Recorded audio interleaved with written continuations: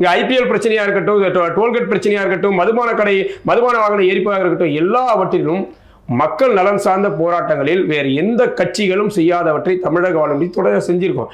இதெல்லாம் தாண்டி கடந்த ஓராண்டுக்கு மேலாக பார்த்தீங்கன்னா தொடர் இணைப்புழாக்களை தமிழ்நாட்டில் நடத்திய ஒரே கட்சி தமிழக வாழ்க்கை தான். இப்போ விஜய் போன்ற நடிகர்களுக்கு பின்னாடி கூட்டம் போறதுன்றது இயல்பானது, அது வந்து ரசிகர்கள் கூட்டம்.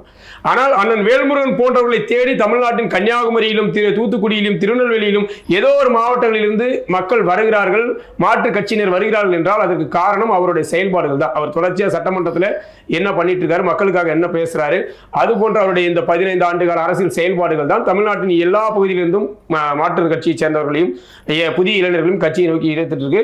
எங்களை போன்ற சிறு சிறு தனி அமைப்புகள் நடத்தி கொண்டிருந்தவர்களை கூட தமிழக வாழ்வுரிமை கட்சியோடு இணைத்துக் கொள்ள காரணமாக இருந்தது அவருடைய செயல்பாடுகள் தான்.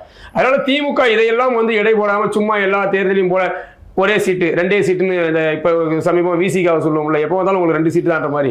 அதே நிலையில வந்து தமிழக வாழ்வுரிமை கட்சியை வந்து திமுக கருதுமையானால் அதற்கான பதிலடியை வந்து நம்ம கொடுக்கணும்ன்றது ஒரு கட்சியின் தன்மான பிரச்சனை தானே. இப்போ போன தடவையும் உங்களுக்கு 1 சீட் தானே கொடுத்துருக்காங்க.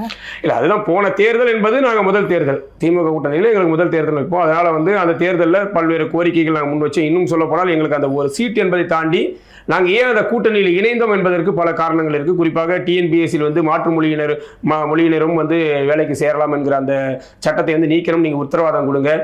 அம்மையார் ஜெயலலிதா எப்படி அவருடைய ஆட்சி காலத்தில் வந்து இலங்கை மீதான பொருளாதார தடை விதித்து ஒரு தீர்மானத்தை கொண்டு வந்து உலக அளவில் கவனம் ஈர்த்ததோ, அதுபோல புலம்பெயர் தமிழர்களுடைய கோரிக்கை வலு சேர்ப்பதற்கு இந்த தீர்மானங்கள் தேவை அப்படிங்கிறத வலியுறுத்தினதாக இருக்கட்டும்.